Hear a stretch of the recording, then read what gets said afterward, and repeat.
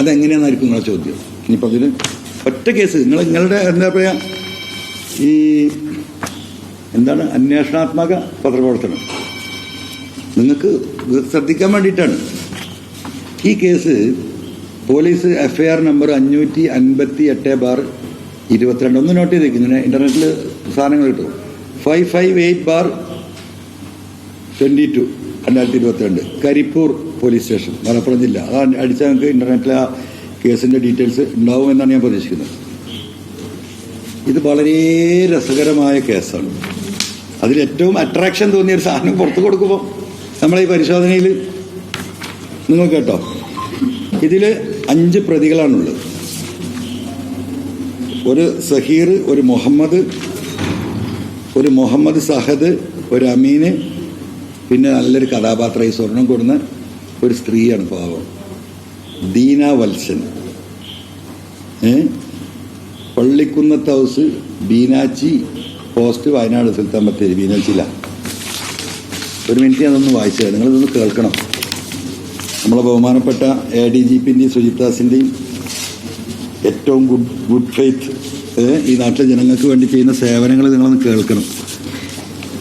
Informations contents FIR ഉള്ളടക്കം 22/12/2022 തീയതി 8:30 മണിക്ക് കോഴിക്കോട് ഇന്റർനാഷണൽ എയർപോർട്ട് ദുബായിൽ നിന്നും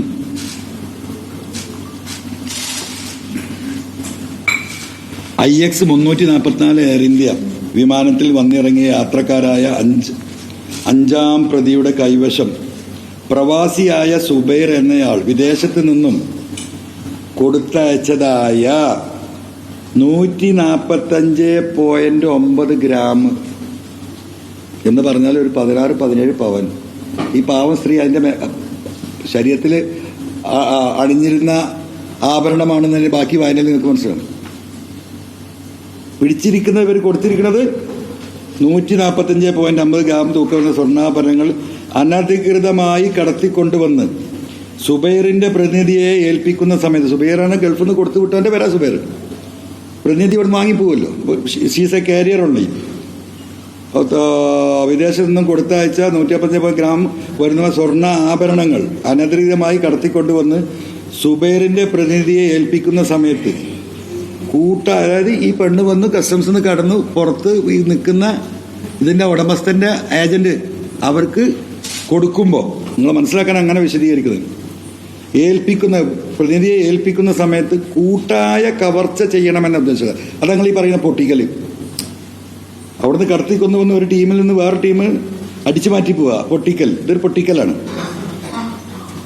1 മുതൽ 5 കൂടിയ പ്രതികളുടെ ഏൽപ്പിക്കുന്ന സമയത്ത് കൂട്ടായ കവർച്ച ചെയ്യണമെന്ന ഉദ്ദേശത്തോടു കൂടി 1 മുതൽ 5 പ്രതികൾ കുറ്റകരമായ ഗൂഢാലോചന നടത്തി 120B. അപ്രകാരം കവർച്ച നടത്തുന്നതിനായി 1-ാം പ്രതിയുടെ നേതൃത്വത്തിൽ KL 58 K 5723 നമ്പർ കാറിൽ 1 മുതൽ 4 കൂടിയ പ്രതികൾ ഇന്റർനാഷണൽ എയർപോർട്ടിൽ എത്തിയതായും ഈ കാര്യത്തിന് 1 മുതൽ 5 കൂടിയ പ്രതികൾ കുറ്റകരമായ മുന്നൊരുക്കവും ഗൂഢാലോചനയും നടത്തി പരസ്പരം ഉത്സാഹികളായി പ്രവർത്തിച്ചു എന്നും ഇത്രയാണ് ഇതിനെ FIRന്റെ ചുരുക്കം ഇതിലുണ്ടാവുള്ളൂ. എന്ന് പറഞ്ഞാൽ ഇങ്ങനെ സ്ത്രീ വരുന്നുണ്ട്, അവര് വലിയ സ്വർണ്ണമായിട്ട് വരുന്നുണ്ട്. ആ സ്വർണം തട്ടിയെടുക്കാൻ വരികയാണ്. 145 ഗ്രാമേ തട്ടിയെടുക്കാൻ വേണ്ടിയിട്ട് 5 ആളുകൾ വയനാട്ടിൽ നിന്നും കോഴിക്കോട് നിന്നും വരികയാണ്. ഇത് കഥ വേറെ സ്ഥലത്തേക്ക് മാറുകയാണ്. ഇത് എന്താ ഈ നൊട്ടോറിയസ് ക്രിമിനൽ എന്ന് ഞാൻ അങ്ങനെ പറയുന്നത്? ഇനി ഈ ചങ്ങാതിയിൽ നിന്ന്, ഈ സുജിത്താൽസിൽ നിന്നും, ഈ ഡാൻസ് ആപ്പിൽ നിന്നും ഈ പറയുന്ന നൊട്ടോറിയസ് ക്രിമിനലായ ADGP അജിത് കുമാറിലേക്ക് ഈ സംഗതി, ഈ ചെയിൻ എത്തിക്കാനുള്ള ഉത്തരവാദിത്തം ഇവിടെ ഇത് അന്വേഷിക്കുന്ന പോലീസ് ഓഫീസർമാർക്ക്. ആ പണി നമുക്ക് എടുക്കാൻ കഴിയില്ല. ഇങ്ങനെ ഒരു ക്രിമിനൽ സംഘം 153 കേസ് സ്വർണം പിടിച്ച് ഈ 3 കൊല്ലം ഇവിടെ വിരാജിച്ച് ഈ കോടികൾ അടിച്ചു മാറ്റുമ്പം ഒരു DGPയുടെ നേരിട്ടുള്ള ഇന്റലിജൻസ് ഇല്ല ഇവിടെ. അവർക്ക് എന്താ പണി? എന്താ ഇന്റലിജൻസ് അറിയാതെ പോയത്?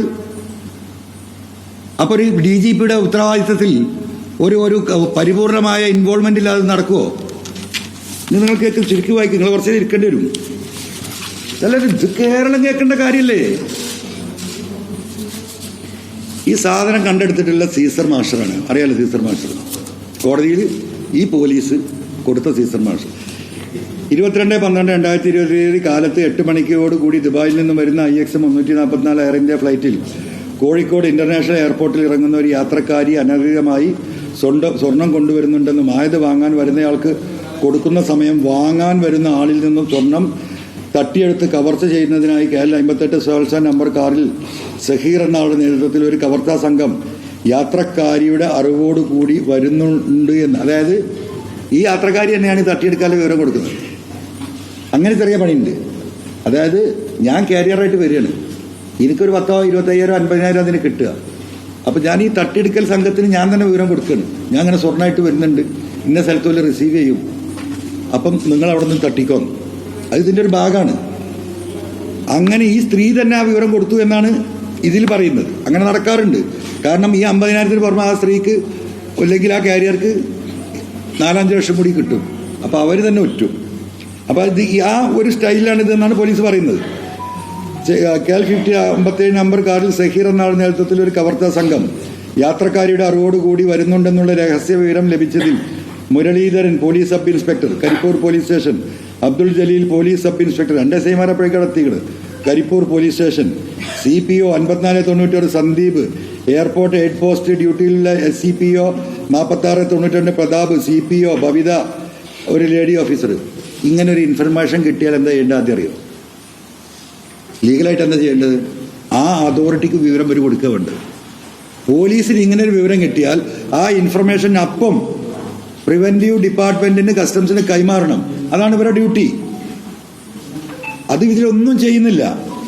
അങ്ങനെ എന്നിവരെ എയർപോർട്ടിൽ പാർക്കിംഗ് ഏരിയയിലും അറൈവൽ 0 പോയിന്റ് ഇങ്ങനെ വരാനുണ്ടായ സാഹചര്യത്തെക്കുറിച്ച് അന്വേഷിച്ച് അപ്പോൾ ഈ വരുന്ന ആളുകളെ പോലീസ് പിടിക്കുകയാണ്. ഇത് തട്ടിക്കൊണ്ടാൻ വരുന്ന ആളുകളെ കൈ കാണിച്ച് നിർത്തി പരിശോധനയിൽ 4 പേരെ കാണുകയും അവരുടെ വരാനുണ്ടായ സാഹചര്യത്തെക്കുറിച്ച് അന്വേഷണത്തിൽ യാത്രക്കാരിയെ കൂട്ടാൻ വന്നതാണെന്ന് പറയുകയും എന്നാൽ യാത്രക്കാരിയുടെ പൂർണ്ണ വിവരങ്ങൾ പറയാൻ കഴിയാത്തതും പരസ്പര വിരുദ്ധമായി സംസാരിക്കുകയും ഇതിനിടയിൽ കാറിലുണ്ടായിരുന്ന കറുത്ത് അടിച്ച ഒരാളും നീല കളർ ഷർട്ട് ധരിച്ച താടിയുള്ളവരാരും കാറിൽ നിന്നിറങ്ങി ഓടിപ്പോവുകയും ടിയാന്മാരെ പിന്തുടർന്നിലും പിടികൂടാൻ സാധിക്കാതെ വരികയും തുടർന്ന് വാഹനം ഓടിച്ചയാളെയും കൂടെയുള്ള ആളെയും വാഹന സഹിതം ഹെഡ് പോസ്റ്റിലെത്തിച്ച് പേരും വിലാസവും ചോദിച്ചതിൽ സോൻ മുഹമ്മദ് ജംനാസ്, മാളിയക്കൽ ഹൗസ്, ഇങ്ങനെ വന്നിട്ട് സിദ്ദീഖ് വെള്ളമശ്ശേരി മൊബൈൽ നമ്പർ എന്ന് പേരും വിലാസവും പറയുകയും ഓടിപ്പോയ ആളെക്കുറിച്ച് ചോദിച്ചാൽ അതിൽ കറുത്ത തടിച്ച ആൾ അരീക്കോട് സ്വദേശി സോ ആണെന്നും മറ്റേയാൾ ടീഷർട്ട് ധരിച്ചയാൾ താടിയുള്ള സഹീറിൻ്റെ സുഹൃത്താണെന്നും മൊഴി നൽകി. ഞാൻ ഷോർട്ടായിട്ട് വായിക്കാം, മീനിലേക്ക് പോവാണ്. എന്നയാളും പറഞ്ഞതിന് അടിസ്ഥാനത്തിൽ ടിയാന്മാരെ ചോദ്യം ചെയ്തതിൽ നിന്നും മൊബൈൽ ഫോൺ നമ്പർ പരിശോധിച്ചതിൽ നിന്നും സ്വർണം കൊണ്ടുവരുന്ന ദുബായിലുള്ള സ്ത്രീ ദുബായ് ഫെസ്റ്റിലാണ് വരുന്നത്, ദുബായ് ഫ്ലൈറ്റിലാണെന്ന് വരുന്നതെന്നും സുൽത്താൻ ബത്തേരി സ്വദേശ ഡീനയാണെന്നും കൊടുത്തയച്ച കാര്യങ്ങളും ഡീറ്റെയിൽസും ഒക്കെ ഇവർ പറഞ്ഞു കൊടുക്കുകയാണ്. അങ്ങനെ വന്ന് ഏകദേശം വിമാനത്തിൽ യാത്രക്കാരിയെ തിരിച്ചറിയാവുന്ന മുഹമ്മദ് സാദ് കെ എന്നയാൾ എയർപോർട്ടിലെത്തി യാത്രക്കാരിയെ വരുന്നത് നിരീക്ഷണം നടത്തി 9:30 മണിയോടുകൂടി എയർ ഇന്ത്യ ഫ്ലൈറ്റ് വന്ന് ഇറങ്ങി. നടപടി ക്രമങ്ങൾ പൂർത്തിയാക്കി യാത്രക്കാരി പുറത്തു വന്നു.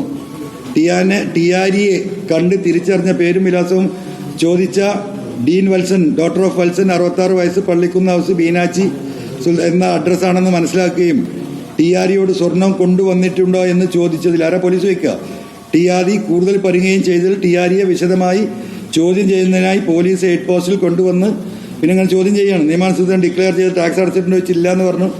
അങ്ങനെ പരിശോധിച്ച് വന്നതിൽ അയാളുടെ പ്രതിനിധിക്ക് ഇവിടെ വെച്ച് കൈമാറാനാണെന്ന് പറഞ്ഞ് തുടർന്ന് സ്വർണ്ണാഭരണങ്ങൾ ഇൻവെസ്റ്റിഗേഷൻ കിറ്റിലെ ത്രാസിൽ വെച്ച് നോക്കിയപ്പോൾ 145 ഗ്രാം 145 ഗ്രാം 9 ഗ്രാം തൂക്കമുള്ള ടിയാരിയുടെ കവർച്ച മുതൽ, അതായത് ഈ 145 ഗ്രാം ഈ സ്വർണം കൊണ്ടുവരാൻ ഭയങ്കര കള്ളക്കടത്തല്ലേ. ഏത് പാസഞ്ചർക്കും 120 ഗ്രാം കൊണ്ടുവരാം, നിയമമാണ്. നമ്മുടെ എല്ലാ സഹോദരിമാരും വരുമ്പോഴും സ്വർണമുള്ളവർ 15 പവനും 12 പവനും 17 പവനും 20 പവൻ വരെ കസ്റ്റംസ് ഒരു പ്രശ്നം ഉണ്ടാക്കില്ല. ഈ